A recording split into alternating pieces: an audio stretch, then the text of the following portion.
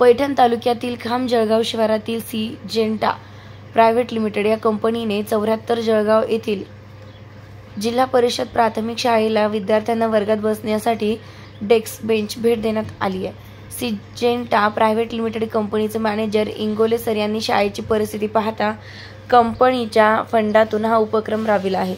या सिजेंटा कंपनीचे अकाउंटंट अभय दुधेकर, नवदीप म्हात्रे, कॉन्ट्रॅक्टर परवेज पटेल, कंपनीचे कर्मचारी रमेश आव्हाड यांची उपस्थिती होती।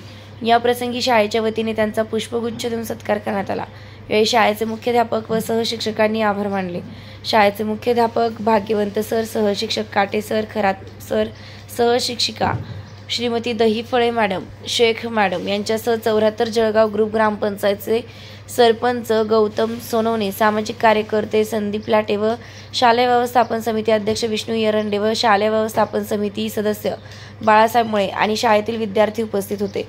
प्रतिनिधी गौतम सोनवणे, बुलंद आवाज, पैठण।